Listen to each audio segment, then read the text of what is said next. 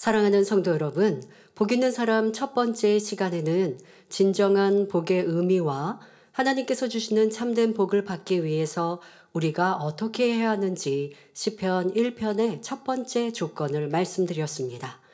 복 있는 사람은 첫째, 악인의 꾀를 쫓지 않는다 했지요. 세상 많은 사람들이 자기 유익을 위해 악한 계교를 세워 남을 어렵게 하거나 끌어내리기도 합니다. 그렇게 자신이 더 높아지고 인정받으며 많은 유익을 얻었다 생각하겠지요. 그러나 이렇게 해서 아무리 복을 받으려 해도 그 결말은 축복이 아니라 재앙이라 했습니다. 세상 모든 사람의 축복과 저주는 천하 만물을 주관하시는 하나님께 달려 있으며 하나님께서는 악인을 축복하지 않으시기 때문입니다. 잠언 16장 1절에 마음의 경영은 사람에게 있어도 말의 응답은 여호와께로서 나느니라 했고 9절에 사람이 마음으로 자기의 길을 계획할지라도 그 걸음을 인도하는 자는 여호와 신이라 했습니다. 내일 일을 알지 못하는 우리 인생들이 아무리 미래를 계획하고 철저히 준비하여도 자신의 계획대로 다 진행되지 않습니다. 하지만 하나님을 믿고 그 뜻대로 거하는 사람은 내일 일을 다 아시는 하나님께서 복받을 길로 인도하시며 그릇이 준비된 만큼 크게 축복하시지요. 세상이 줄 수 없고 사람의 수고로 이룰 수 없는 더 크고 많은 부와 명예, 관세를 주시어 하나님께 영광 돌리는 복된 사람으로 만드십니다. 그렇다고 하나님을 믿지 않은 세상 사람들에게는 하나님께서 가난하게 하시고 일부러 질병이나 재앙과 저주를 내리신다고 오해해서는 안 됩니다. 하나님께서는 세상을 공의 가운데 흘러가도록 정하셨기에 사람들이 수고하고 노력한 만큼의 성과를 누려 부와 권세를 가질 수 있습니다. 혹 악한 사람이라도 부나 권세를 쌓을 수 있지요. 하지만 그것이 죄악과 불의, 불법으로 취득한 것이라면 바람이 불면 쉽게 날아가 버리는 겨와 같이 순간에 사라지거나 그 악이 쌓여 결국 드러나게 되면 심히 낮아지고 부끄러움을 당하게 됩니다. 전에 행했던 죄악에 대해 후회하고 많은 사람의 손가락질을 받게 되지요. 혹 그 심판이 더디 임하는 것 같아도 결국 내세에는 어느 하나 숨기지 못하고 무서운 형벌을 받게 됩니다. 그러니 참으로 지혜로운 성도라면 당장의 부와 명예, 권세, 쾌락에 눈멀어 죄악과 타협하는 일이 없어야 합니다. 중요한 것은 영원히 사는 내세가 있기에 잠깐 사는 이 세상에서 죄악 가운데 사는 것이 아니라 힘써 하나님의 뜻 가운데 살며 선과 진리로 행하여 영원한 천국에서 큰 자가 되어야 하지요. 그런 복 있는 사람은 이 땅에서도 하나님께서 항상 지켜주시니 세상의 사고, 위험, 재앙과 상관없고 질병의 걱정, 근심도 없이 참된 평안을 누릴 수 있습니다. 이것이 참으로 복 있는 사람이지요. 오늘은 지난 시간에 이어 하나님께서 어떤 사람을 기뻐하심으로 그 걸음을 축복의 길로 인도하시는지 말씀드리겠습니다.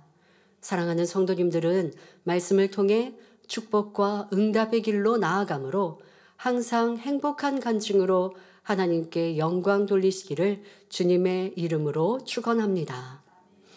사랑하는 성도 여러분, 두 번째로 복 있는 사람은 죄인의 길에 서지 않습니다. 로마서 6장 23절에는 죄의 삭은 사망이라고 분명히 말씀하고 있습니다. 첫사람 아담이 영원한 생명을 잃고 사망으로 가게 된 이유가 바로 죄로 인한 것입니다. 사단의 사주를 받은 뱀의 미혹을 따라 불순종하는 죄인의 길에 섰기에 이 땅에서 눈물, 슬픔, 고통을 받게 되었고 늙음과 죽음을 보게 된 것입니다. 죄인의 길은 이처럼 심판의 길이요 사망의 길이므로 복 있는 사람은 결코 죄인의 길에 서지 않는 것입니다. 그런데 세상 사람들은 죄인이라고 하면 세상 법으로 규정되어 있는 것들을 행위적으로 어긴 사람을 말합니다.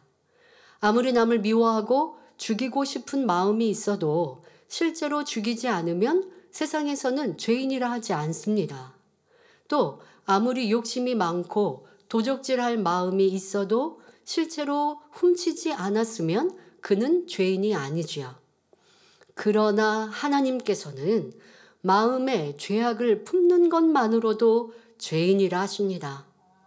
미움, 다툼, 시기, 질투, 욕심, 간음, 판단, 정죄, 이런 악이 마음에서 발동되는 것, 곧 육신의 일도 중심을 보시는 하나님 앞에서는 분명히 죄요, 죄인인 것입니다. 그래서 시편 66편 18절에 내가 내 마음에 죄악을 품으면 주께서 듣지 아니하시리라 하셨습니다. 곧 마음에 품는 것만으로도 하나님께서 외면하시는 것을 알려주고 있지요. 성도 여러분, 죄라고까지 하기는 아주 사소한 예를 들어볼 때 여러분 마음을 한번 테스트해 보시길 바랍니다. 새벽에 횡단보도를 건너야 하는데 빨간불입니다. 좌우를 보니 차도 안 오고 경찰도 안 보이는데 빨리 가야 되는 상황이라면 여러분 마음이 어떠신가요? 운전하시는 분은 운전대를 잡았을 때를 여러분들이 대입해서 생각해 보시면 되겠습니다. 아무도 보는 사람도 없으니 건너야겠다. 그런 마음이 들고 건너는 분도 있겠고, 아니면 건너고는 싶지만 교통법규에 위배되니까 안 건너야지, 이런 분도 있을 것이고, 건널까 말까 마음이 이렇게 두 마음을 품는 분도 있을 것입니다. 그러나 차가 오든 오지 않든, 경찰이 있든 없든, 누가 보든 보지 않든 우리 마음이 법을 어길 생각 자체를 하지 말아야 하지요. 세상 법도 어길 마음이 없어야 하고, 더더욱 하나님의 법은 추워도 어길 마음이 없어야 합니다.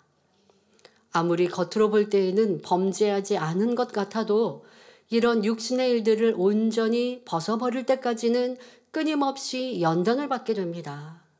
그러니까 여러분들이 이런 말씀들을 꼭 기억해서 내가 왜 기도한다고 하고 충성한다고 하고 예배드리고 심는다고 하는데 치료받지 못하고 응답받지 못하고 축복받지 못할까? 나는 이런 마음의 소원을 가지고 은사집회에 참석하고 작정 단열처럼도 했는데 왜 내게는 응답이 없지? 라고 할 때 답답할 게 하나도 없어요. 이런 말씀을 주셨잖아요. 하나님께 죄의 담이 있으면 응답 못 받습니다. 그런데 죄의 담이 세상에서 말하는 행위적인 것만이 죄가 아니고 행위적인 것만이 죄의 담이 되는 게 아니잖아요. 내가 진리를 알면서도 마음, 생각에 여전히 육신의 일을 품고 있으면 이것이 하나님 앞에는 죄라 인정받을 수밖에 없으니 구하여도 응답받지 못하는 것이죠. 답답할 이유가 하나도 없죠. 이런 진리의 말씀을 여러분들이 안다면. 욥을 통해 이런 것을 잘 알 수 있지 않습니까? 욥은 행위적으로는 온전한 자 같았습니다. 그러나 아직 마음에 있는 근본의 죄성이 있고 독성이 있었기에 연단을 통해 그것을 발견하고 버려야 하나님의 온전한 축복을 주실 수 있죠. 그러니 이럴 때 그냥 감춰져 있거나 조용히 얌전히 내 죄성과 악의 모양이 가리워져 있을 때 이게 평안한 게 아니죠.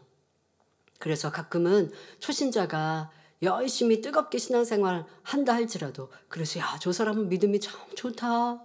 누가 찔러도 짜증 안 내고 예전 같았으면 가정에 다툼이 일어났을 일인데 이제는 저렇게 다투지도 않고 너무 저분은 착하다. 그리고 또 스스로도 야, 믿음의 단계를 들어보니까 야, 네가 믿음의 4단계 5단계가 되네. 초신자가 이렇게 생각할 때 그것은 착각이라고 말씀해 주셨죠. 왜? 마음에 있는 이런 육신의 일은 그냥 내가 신앙생활 조금 했다고 해서 발견하고 버리는 게 아니거든요. 육체의 일들은 도리어 믿음의 2단계에서 쉽게 버릴 수 있으나 그 이후 이 믿음의 3단계 육신의 일, 육신의 생각, 거기에 근본의 죄성들을 발견하고 버리는 것. 이것은 진리의 말씀을 더 깊이 듣고 알고 또 내 자신을 깊이 성찰할 수 있는 능력이 되어줘야 그래야 없다 버릴 수 있는 단계에 이르죠. 바로 욥이 그러했기에 연단을 받았던 것입니다. 더욱이 행함으로 범죄하는 육체의 일은 더욱 하나님 앞에 중한 죄가 됩니다. 갈라디아서 5장 19절부터 21절을 보면 육체의 일을 행하는 자들에게 어떤 결말이 임하는지 기록되어 있습니다. 육체의 일은 현저하니 곧 음행과 더러운 것과 호색과 우상 숭배와 술수와 원수를 맺는 것과 분쟁과 시기와 분냄과 당짓는 것과 불리함과 이단과 투기와 술취함과 방탕함과 또 그와 같은 것들이라. 전에 너희에게 경계한 것 같이 경계하노니 이런 일을 하는 자들은 하나님의 나라를 유업으로 받지 못할 것이요 했습니다. 즉 천국에 가지 못할 것을 말씀합니다. 아무리 입술로 주여 믿습니다 해도 하나님의 뜻대로 행치 않고 육체의 일을 행하면 하나님의 나라를 유업으로 받지 못한다는 사실입니다. 그러니 행함으로 나타나는 육체의 일을 신속히 벗어내고 겉으로 드러나지 않더라도 마음에 있는 육신의 일까지도 온전히 벗어버려 죄와 상관없는 사람이 되어야 합니다. 디모데전서 5장 24절 25절에 어떤 사람들의 죄는 밝히 드러나 먼저 심판에 나아가고 어떤 사람들의 죄는 그 뒤를 쫓나니 이와 같이 선행도 밝히 드러나고 그렇지 아니한 것도 숨길 수 없느니라 했습니다. 큰 것이든 작은 것이든 범죄했을 때 하나님 앞에서는 결코 숨길 수 없이 반드시 드러나며 거기에는 대가가 따른다는 사실입니다. 예전 그래도 수십 년 전 마음에 양심이 있는 그런 때에는 내가 죄를 지으면 내가 악을 바라면 그래서 누구를 해코지를 하거나 하면 그 대가가 혹여 내 자녀에게 오지는 않을까라는 생각으로 조금 힘들고 좀 불편하고 싫은 일을 만나도 그냥 넘어가고 감수했거든요. 그런데 이 세상이 죄악으로 깊이 물들어가고 사람의 양심에 선이 점점점 무뎌지는 이때에는요.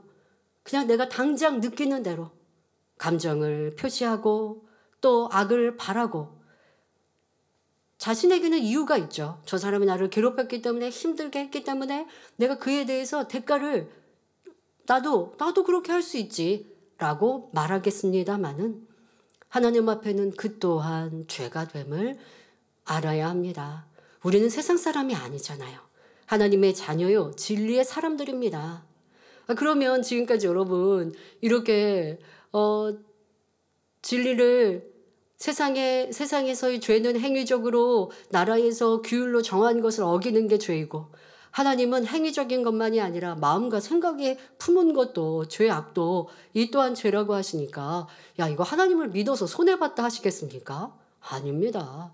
세상 사람 또한 스스로 지은 죄와 악과 또 결국 그것이 쌓이고 쌓이면 그 당대 또 내 후손에게도 해가 임하는 것인데 무엇보다 더 두렵고 무서운 것은 내세에 사망에 이르기 때문에 내가 이 땅에서 죄인 줄 모르고 또 죄라 심판받지 못하고 죄 막 지었는데 그것이 지옥에 나중에 심판의 때 섰을 때 깊은 지옥으로 들어간다는 것, 이 얼마나 두려운 일입니까? 그러나 우리는 이 명백한 진리를, 깨끗한 진리를 배워서 내 마음, 내 생각에 있는 흠도 티도 없이 아버지 형상을 닮아간다면 영원한 내세에 해와 같이 빛날 수 있으니 그것은 죄에 대해서 우리가 명백히 들어서 아니까 힘든 것이 아니라는 것을 알아야 합니다. 이렇게 죄악을 온전히 버리고 하나님의 계명을 다 지켜 행해야 한다 말하면 어떤 사람은 아니 어떻게 그 많은 계명들을 다 지킬 수 있는가? 그렇게 살려면 얼마나 힘들겠는가 말하기도 합니다. 또 만민교회는 계명대로 지키라 하니 힘들어서 못 다니겠다 하는 이들도 있었죠. 그러나 하나님 말씀대로 지켜 행하는 것이 힘든 것이 아니라 죄악 가운데 사는 것이 힘들고 고통스러운 것임을 알아야 합니다. 누구를 미워하고 시기 질투해 보았다면 그 마음이 얼마나 고통스러운지 잘 아실 것입니다. 여러분도 그런 기억이 있으시죠? 누가 나를 괴롭히는 것 같으니까 생각만 해도 머리가 지끈지끈 아프고 입맛도 떨어지고 저 사람이 나에게 이런 말을 했지, 나를 이렇게 찌르는 말 했고 건드리는 말 했고 내 흠을 드러내는 말을 했지. 또 어떤 사람은 은근히 무시하는 말 하기도 하잖아요. 그때는 몰랐는데 뒤돌아서 보니까 이런 의도가 있었구나 하면 이 속이 부글부글 끓어보십시오. 참 이거 고통스럽지 않습니까? 그럼 그런 말을 들었으니까 부글부글 끓는다고요? 내 마음에 미움이 있고 감정이 있으니까 끓는 거지. 이런 감정 없으면 누가 악한 말을 했어도요, 상관없으면 되거든요. 저 이렇게 내 안에 죄악을 가지고 있는 것이 힘들고 괴로운 일입니다. 반면에 사랑하고 섬기며 매사를 선 가운데 생각할 때는 항상 마음이 평안하지요. 사울 왕이 다윗을 시기하여 죽이려 쫓아다니는 동안 그 마음은 얼마나 불안하고 곤고했겠습니까? 인정받고 뛰어난 사람만 보면 나보다 저가 더 사랑받으면 어쩌나? 저가 내 왕위를 빼앗지는 않을까? 하여 끊임없이 미움과 시기가 끓어오르는 이런 악한 마음을 가졌으니 악신까지 들려 괴로움을 당해야 했지요. 또한 자기의 왕위와 영화를 유지하기 위해 하나님까지 거역하며 계속 범죄에 나감으로 결국 사울왕은 모든 것을 다 잃고 말았습니다. 이방 민족과의 전투에서 패하여 비참한 죽음을 맞았지요. 자기 보기에 좋은 것을 추구함으로 하나님을 거역하고 죄인의 길에 섰던 사울에게는 복이 아니라 고통과 재앙이 임했으며 결국은 죄의 삭스로 사망을 당했다는 것입니다. 이와 반대로 다윗은 오랫동안 사울에게 생명을 위협받으면서도 시편 23편 1절에 여호와는 나의 목자시니 내가 부족함이 없으리로다 하며 너무나 감동적인 고백을 올립니다. 여러분, 이 고백을 올렸던 다윗, 그리고 사울 왕에게 쫓겼던 다윗은요, 짧은 시간도 아닙니다. 긴 시간을 너무나 큰 고통 중에 있어도 내가 죄악으로 인하여서 이런 고통을 당하는 게 아니잖아요. 또 나를 괴롭히는 사울 왕을 내가 미워하고 싫어하는 마음이 없으니 그 마음이 평안할 수 있었다는 것입니다. 시편 23편 4절에 내가 사망의 음침한 골짜기로 다닐지라도 해를 두려워하지 않을 것은 주께서 나와 함께 하심이라. 주의 지팡이와 막대기가 나를 안위하시나이다 하며 오직 하나님만 우려하여 평강을 누리는 것을 볼 수 있습니다. 악한 사람이 아무리 괴롭히고 힘들게 해도 자신은 악을 행치 않고 오직 진리 가운데 행하니 마치 푸른 초장과 물가에 뛰노는 양떼와 같이 항상 평강과 기쁨이 샘솟았던 것입니다. 이렇게 죄인의 길에 서지 않았던 다윗이기에 결국 이스라엘의 왕이라는 복된 자리에 섰을 뿐 아니라 그 후손들까지도 다윗의 이름으로 복을 받아 하나님 앞에 은총을 입게 되었지요.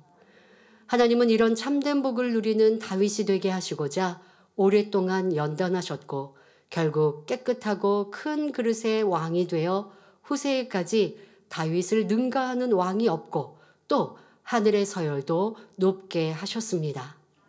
성도 여러분, 계명을 지키고 범죄하지 않는 사람은 스스로 책망할 것이 없기에 하나님 앞에 담대함으로 마음이 항상 평안하고 행복합니다. 또한 아무리 힘들고 어려운 일이 닥쳐와도 하나님의 능력으로 능히 피할 길을 주시지요. 그러나 범죄하는 사람의 마음에는 기쁨과 평강이 없고 원수마귀 사단의 역사 가운데 시험 환난을 당할 때는 그를 도와줄 사람이 없습니다. 그러니 복 있는 사람이 되려면 결코 죄인의 길에 서서는 안 되는 것입니다. 여러분, 이 죄로 인하여 내 안에 죄악을 가지고 있고 또 그것을 품고 그래서 미워하고 시기하고 질투함으로 인하여 당장 내게 해가 되지 않는다고 해서 죄악을 버리지 않고 여전히 가지고 있는 것, 이것은 여러분들이 복의 길에서 떠나는 것임을 명심해야 합니다. 지금 예를 들어 드린 사울 왕과 다윗, 너무 극명하게 비교가 되지 않습니까? 왕이지만 그 안에 악의 마음이, 악한 감정이 많으니 북의 영화를 누린다 한들 무슨 기쁨과 행복이, 평안이 있습니까? 상대를 보고 미워하고 시기하고 질투하고 판단하고 정죄하니 그 마음이 심히 괴로워서 평안할 날이 없지 않습니까? 그런데 사울왕에 쫓겨 피난하고 도망다니는 다윗이라 할지라도 육으로는 힘들고 어려움을 겪는 것 같은데 항상 아버지 하나님을 바라고 평안할 수 있었던 그 이유는 미움, 시기, 질투, 죄악이 없었기 까닭이지요. 자, 이렇게 우리는 하나님 앞에 참된 복과 평안을 얻는 길, 이와 같은 길에 서는 복된 성도님들이 되시길 바랍니다. 사랑하는 성도 여러분, 세 번째로 복 있는 사람은 오만한 자의 자리에 앉지 않습니다. 하나님은 교만한 사람을 너무나 싫어하십니다. 교만한 사람은 하나님을 대적하여 사람의 가치를 잃어버리기 때문입니다. 잠언 16장 18절에 교만은 패망의 선봉이요 거만한 마음은 넘어짐의 앞잡이니라 했습니다. 하나님께 지극히 사랑받던 천사장 루시퍼가 타락하여 하나님을 대적한 것도 스스로를 높여서 지극히 높은 자와 비길이라 하는 교만함에서 비롯되었습니다. 하와가 선악과를 따먹은 것도 너희 눈이 밝아 하나님과 같이 되리라는 사단의 미혹을 받아 높아지려는 마음이 있었기 때문이지요. 이와 같이 사람이 교만하여 범죄한 이후로 원수마귀 사단이 주관하는 세상에서는 사람마다 스스로 높아지려 하고 자기를 내세우려 대접받으려 합니다. 또한 자신이 높임받고 섬김받기 위해 다른 사람을 무시하여 깎아내리거나 해를 입히는 경우도 많이 있지요. 나랑 비슷한 사람이 있거나 나보다 좀 앞전 사람이 있으면 내가 그를 흠을 잡고 그래서 끌어내리면 내가 높아질 수 있잖아요. 이러한 행위가 첫 번째 시간 악인의 꾀지요. 그리고 그런 행함이 죄지요. 그런데 바로 교만함에서부터 이러한 모습들이 나온다는 것입니다. 여러분들 죄를 버릴 때요. 아버지 저 미움 버리게 해주세요 라고 끝나지 마시고 이 미움이 어떠한 형태로 나오는지를 살펴보면요. 참 다양한 기도를 할 수 있습니다. 내가 미움으로 인해 상대를 혈기를 냅니다. 미움으로 인해 상대를 무시합니다. 미움으로 인해서 내 마음이 괴롭습니다. 저 사람이 잘 되면 싫습니다.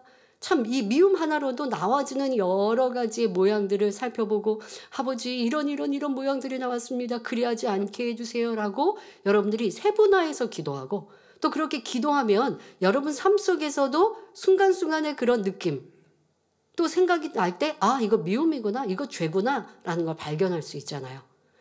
자 지금의 이런 교만함으로 인하여서 악한 꾀가 나오게 되고 또 죄인의 길에 서게 된다라는 거 모든 것이 함께 어우러져 있지 않습니까?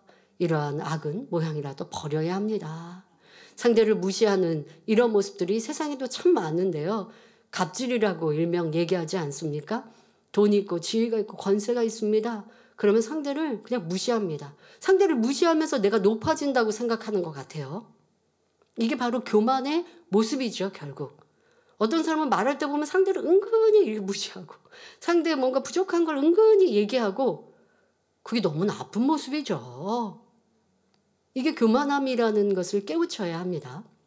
자, 교만하여 힘으로 상대를 누르고 괴롭히며 해를 가하는 사람을 보고 다른 사람들은 뭐라고 말할까요? 자기 스스로는 아 내가 저 사람을 이렇게 누르니까 그리고 상대방이 내 앞에서 꾹뻑하고 그렇게 순종하는 것처럼 보이니까 나는 높아졌어 라고 스스로는 생각하겠지만 이러한 모습을 보는 다른 사람들의 마음은 어떠할까요? 뒤에서는 욕하며 싫어하고 마음에서는 무시합니다. 상대에게 힘이 있기 때문에 어쩔 수 없이 고개를 숙이지만 마음으로는 심히 미워하지요. 이런 권세, 힘이 무슨 자랑이요? 존경할 모습이겠습니까? 여러분들 그래서요. 어디 우리가 평상시의 삶 속에서도요. 식당이라든가 어떤 물건을 구입을 한다든가 할 때도요. 항상 섬김의 모습들을 가지면 좋겠습니다. 여러분들이 뭐를 이렇게 뭐 구입을 한다. 내 돈을 내고 구입을 하니까 내가 갑이고 뭐 종업원은 을인가요? 모두를 다 섬겨야 되는 대상이죠. 그런데 그럴 때 쉽게 함부로 할 때가 있죠. 아, 저 사람 나에게 서비스를 해주고 나는 돈을 지불하는 사람이니까 하고 함부로 말하고 지시하고 또 내가 원하는 것처럼 되어주지 않으면 짜증스럽게 말하고 무시하는 말하고 이런 것 자체가 교만한 사람의 마음에서 비롯된 것이죠. 그러니까 여러분들 주변에 가까운 가족과 함께 일하는 사람들은 물론 섬겨야 되지만 나랑 상관없는 사람도 저 지나가는 사람에게도 항상 섬길 수 있는 모습, 이것이 주님의 모습 진리입니다. 사람들은 자신이 멸시를 받거나 무시받는다고 느끼면 심히 고통을 받습니다. 그런데 이 또한 높아지고 섬김받고자 하는 마음이 있기 때문이죠. 내가 무시당해 고통스러웠으니 다른 사람을 섬기면 좋겠습니다. 이제 그러면. 그런데 반대로 어떻게든 높아져서 섬김받으려 하며 상대를 더 괴롭히는 경우도 많습니다. 여러분 누가 무시하면 좋은 분 하나도 없을 거예요. 그러면 싫으면 나도 상대를 무시하면 안 되잖아요. 그런데 내가 무시당해서 기분 나빴으면요. 반대로 나도 조금 위치가 높아지거나 뭔가 부요함이 생기면 나도 상대를 무시합니다. 자, 이게 우리 인생에 얼마나 안 좋은 모습인지, 비진실한 모습인지요. 교만하여 스스로 높이는 사람은 반드시 낮아지며 겸손하여 자신을 낮추는 사람은 반드시 무사람의 마음에 인정을 받아 높임을 받습니다. 이는 해가 동에서 떠서 서쪽으로 지는 것처럼 틀림없이 이루어지는 진리의 법칙인 것입니다. 누가복음 14장 8절부터 11절에 내가 누구에게나 혼인잔치에 청함을 받았을 때에 상좌에 앉지 말라. 그렇지 않으면 너보다 더 높은 사람이 청함을 받은 경우에 너와 저를 청한 자가 와서 너더러 이 사람에게 자리를 내어주라 하리니 그때에 내가 부끄러워 말석으로 가게 되리라. 청함을 받았을 때에 차라리 가서 말석에 앉으라. 그러면 너를 청한 자가 와서 너더러 벗이어 올라앉으라 하리니 그때에야 함께 앉은 모든 사람 앞에 영광이 있으리라 하신 예수님의 말씀이 나옵니다. 그러면서 결론적으로 무릇 자기를 높이는 자는 낮아지고 자기를 낮추는 자는 높아지리라 하셨지요. 예수님의 말씀이 진리입니다. 이렇게 행하면 됩니다. 마음 중심에서 낮아지려고 하면 아버지 하나님이 높여주시지요. 사랑하는 성도님들, 우리 목자님은 얼마나 겸손하셨는지 세계의 많은 당회자님을 기억하는 모든 분들이라 해도 과언이 아닐 정도로 당회자님의 겸손함을 칭찬하지 않습니까? 우리가 기억하고 있는 당회장님의 그 겸손한 모습 참 많습니다만은 90년대 교계 활동하실 때 그리하셨습니다. 당회장님께서 행사 순서를 맡으시니까 자리가 이렇게 지정되어 있죠. 그런데 자리가 중간에 잡혀 있으면 너무 민망해 하십니다. 그런데 어떤 경우는 순서자의 이름이 이렇게 의자에 붙여 있지 않을 때가 있습니다. 그러면 목자님은 어떻게 하십니까? 맨 끝에 가서 앉으십니다. 바로 예수님께서 가르쳐 주신 그대로 꼭 가르쳐 주셔서가 아니라 섬기는 마음이 있으니 겸손하니 그렇게 행하시는 거죠. 또 당회자님께서는 어떠하셨습니까? 부한 사람에게는 친절하고 환자나 가난한 사람에게는 하대하셨습니까? 우리 그런 모습 본 적 없습니다. 어린 소자, 노약자라 할지라도 함부로 대하지 않으셨지요? 어린아이에게도 항상 그들의 눈높이에 맞춰서 섬겨주셨습니다. 가정에서도 항상 자녀의 입장을 배려하시고 먼저 섬겨주셨습니다.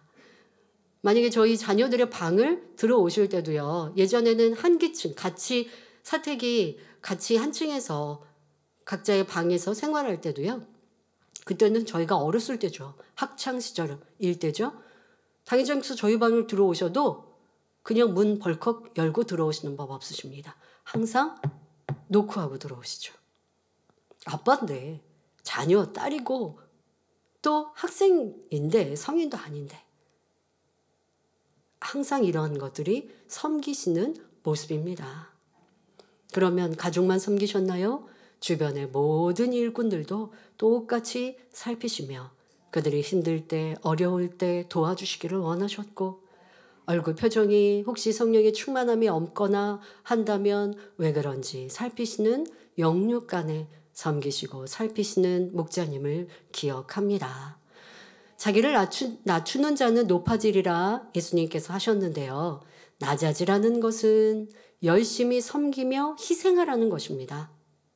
상대가 존중받을 만한 모습이니 섬기는 것 그뿐만이 아니라 부족하고 내세울 것이 없는 사람이라도 그의 편리를 먼저 구하여 양보하는 등 섬기는 것이 하나님께서 원하시는 모습이지요. 여러분, 낮아진다 그리고 섬긴다라고 하는 것에 대해서 여러분들 스스로가 어떻게 행해야 되는지 또한 생각해 보셔야 합니다. 앞서 말씀드린 대로 내가 가까운 사람들에게는 낮아지는 것 같고 섬기는 것 같은데 나를 모르는 사람 아니면 무슨 세상에서 살아가면서는 내가 함부로 상대방에게 대한다. 이 또한도 교만한 모습이라 기억하셔야 할 것이고요. 그리고 섬길 때에 내가 사랑할 만한 사람을 사랑하는 건 세상 사람도 악인도 그래야 합니다. 그러나 진리는 그 사람이 사랑받을 만한 모습이 없어도 사랑하는 것 이렇게 가르쳐 주셨지요. 상대가 부족합니다. 때로는 악합니다. 목소리도 큽니다. 자기 유익만 구합니다. 나는 섬겨준다고 섬겨주는데 상대는요 자기 유익만 구해요. 그런 사람이라 한다 할지라도 나는 진리의 사람이기 때문에 생각할 때는 저 사람은 섬길 만한 이유가 하나도 없는데 섬길 만한 이유는 내가 진리의 사람 하나님의 말씀대로 행하기 때문인 것입니다. 교만함이 없고 겸손한 마음, 섬김이 내 안에 있기 때문인 것이지 상대가 섬길 만한 이유여서 섬기는 것이 아니라는 것입니다. 이러한 진리를 명확하게 기억하여 나는 섬길 만한 사람, 그렇지 못한 사람 하고 구분하고 있지는 않은가. 이 또한 내가 판단하고 정죄하고 있는 모습일 수 있습니다. 저 사람은 선한 사람, 저 사람은 대우받을 만한 사람, 저 사람은 그렇지 못한 사람 이미 내가 나누고 있잖아요. 이 또한 정죄하고 있음을 깨달아서 어느 누구든 상대의 모습이 어떠하든 내가 할 수 있는 최선으로 섬겨야 할 것이고요. 내가 열심히 섬겨보려고 하는데 저 사람은 섬길 만한 이유가 없어요. 모습이 없어요. 너무 악하고요. 섬겨봤더니 계속 달라고만 하고 자기 유익만 구해요.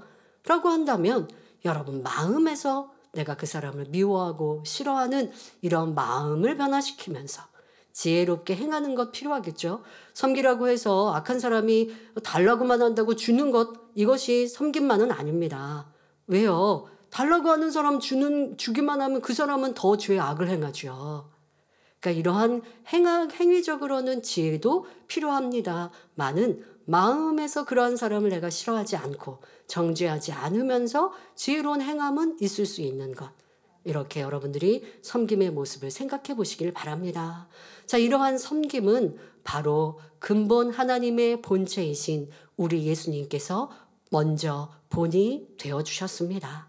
하나님의 아들이신 예수님께서 낮고 낮은 이 땅에 종의 형상을 입고 오셔서 가난하고 병든 자, 어린아이들을 품어주시고 제자들의 발을 씻기시며 십자가에서 죽으심으로 섬김의 본을 보이셨습니다.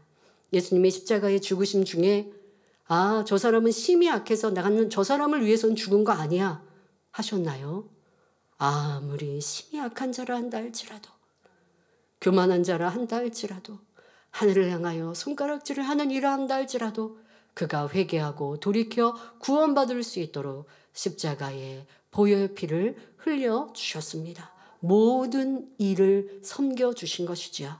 우리도 주님과 같이 모든 사람을 섬기며 낮은 자가 될 때 이 땅에서도 무사람들에게 존중받으며 천국에서도 존귀한 자라 인정받으니 이것이 진정 복된 사람이라 할 수 있는 것입니다. 결론을 말씀드립니다. 사랑하는 성도 여러분, 오늘은 복 있는 사람의 두 가지 요건, 죄인의 길에 서지 않으며 오만한 자의 자리에 앉지 않는다 말씀드렸습니다. 세상을 보면 때로 죄악을 행하는 사람들이 부귀영화를 누리며 교만하여 다른 사람을 업신여기고 무시하는 사람이 복 있고 큰 자인 것처럼 보일 때가 있습니다. 그래서 어떤 사람들은 하나님이 정녕 계신다면 세상이 이렇게 불공평할 수 있는가 원망하는 경우도 있지요.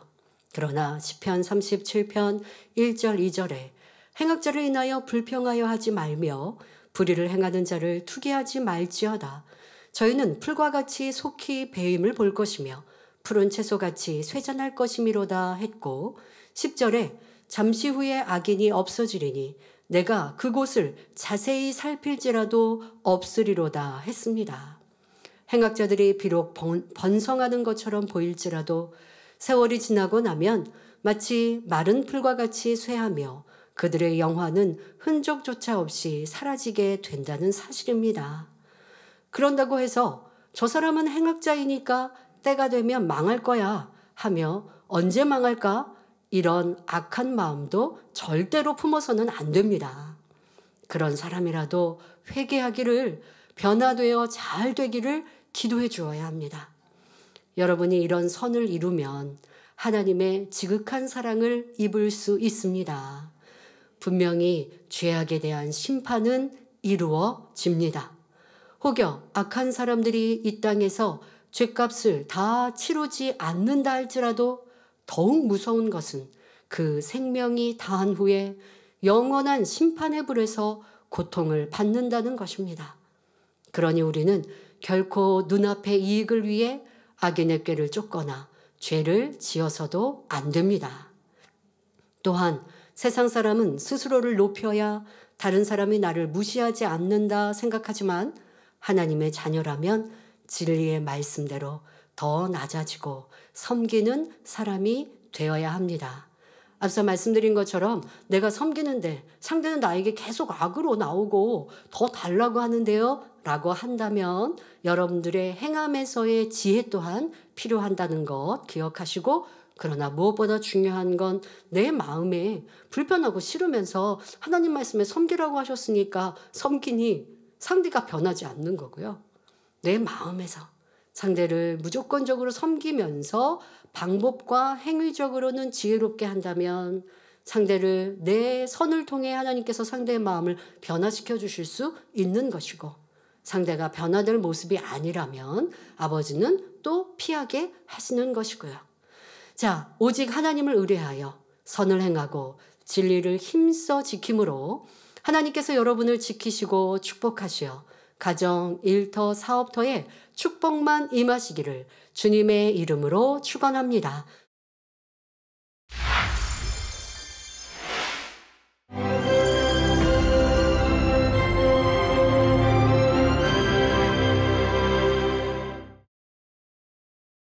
할렐루야. 전능하신 사랑의 아버지 하나님, 이 시간 기도받는 모든 성도님들 위해 안수하여 주옵소서. GCN 방송 시청자들이 인터넷과 화상을 통해 기도받는 지교회와 지성전, 그리고 전 세계 하나님의 자녀들 위에도 시공간을 초월하여 역사하여 주시기를 원합니다. 믿어지는 믿음을 주시고 부정적인 생각과 의심의 세력을 물리쳐 주옵시며 모든 시험 환난도 물리쳐 주옵소서. 머리부터 발끝까지 오장육부 뼈 마디마디 온몸의 신경 조직 세포 등 아픈 곳마다 성령의 불로 태우시고 근본의 빛으로 역사하여 주옵소서. 예수 그리스도의 이름으로 명하노니 원수마귀 사단 모든 질병 균 연약함아 물러가라. 빛이 여임하라. 모든 불치 난치병도 성령의 불로 태워 깨끗게 하여 주옵소서. 말라리아를 비롯한 모든 풍토병도 물리쳐 주옵소서. 감기, 기침, 열, 몸살, 독감 등 각종 유행성 질병도 다 물러가라. 어떠한 유행성 질병 균도 틈타지 않게 지켜 주옵소서. 위암, 폐암, 간암, 유방암, 자궁암, 대장암, 피부암 등 각종 암과 에이즈, 백혈병, 뇌졸중, 고혈압, 저혈압, 심장병, 폐병, 위장병, 당뇨, 부인병, 피부병, 갑상선 질환과 모든 염증도 깨끗게 하여 주옵소서. 소아마비, 중풍, 관절염, 디스크도 온전케 하여 주옵소서. 요통, 두통, 신경통을 비롯한 모든 통증은 사라질지어다. 간질, 자폐증, 우울증, 조울증, 노이로제 등 모든 정신질환도 물러가라. 모든 마비된 것도 풀어지고 일어나 걷고 뛸지어다. 눈도 잘 보이게 하옵시고 귀도 잘 들리게 하여 주옵소서. 소경은 눈을 뜨고 기머거리는 들으며 벙어리는 말할지어다. 각종 사고, 후유증도 깨끗게 하시고 부러진 뼈도 붙여 주옵소서. 화상 입은 것도 온전케 하옵시고 화기암 물러가라. 열도 물러가라. 아버지 흉터 나지 않게 역사해 주시기 원합니다. 마약을 비롯하여 각종 약물과 독극물 중독도 깨끗함을 입을지어다. 죽은 신경과 세포가 살아나며 죽은 자도 살아나게 하여 주옵소서. 잉태의 축복도 주시기를 원합니다. 잉태의 축복을 받으라. 예수 그리스도의 이름으로 명하노니 원수마귀 사단아, 하늘 공중 곳에 잡은 악의 영들아 물러가라. 그의 사자들도 물러갈지니라. 이 땅의 악한 영, 더러운 영, 거짓되고 간사한 영, 의간질하고 미혹하는 모든 어둠들은 물러가라. 모든 흉악의 결박을 풀고 어둠아 물러가라. 빛이여 임하라. 아버지 하나님, 부르짖어 기도할 수 있는 능력을 주시고 죄를 버리고 성결될 수 있는 능력을 주옵소서. 영원히 잘됨같이 범사에 잘되게 하시고 가정의 복음화도 이루어 주시기를 원합니다. 한 주간도 모든 사고와 재앙으로부터 지켜주시고 불통이 없는 형통한 삶을 살 수 있도록 축복해 주옵소서. 성령의 불담으로 천군 천사와 주님의 불꽃 같은 눈동자로 모든 하나님의 자녀들과 가정, 일도, 사업들을 지켜주시기를 원합니다. 학생들에게 지혜와 명철을 더하시고 공부할 수 있는 뜨거운 마음과 열정도 더하여 주옵소서. 마음과 생각을 세상에 빼앗기지 않도록 지키시고 하나님을 뜨겁게 사랑하는 학생들로 축복하여 주옵소서. 하나님의 자녀들이 먹으나 마시나 입으나 무엇을 하든지 하나님 앞에 영광 돌리는 삶이 되게 축복하여 주시기를 원합니다. 나는 하나님을 만났노라, 체험했노라, 응답 받았노라, 축복 받았노라 간증하는 입술이 되게 역사하여 주옵소서. 아버지 하나님 감사합니다. 홀로 영광 받으옵소서. 우리 주 예수 그리스도의 이름으로 기도하옵나이다. 아멘.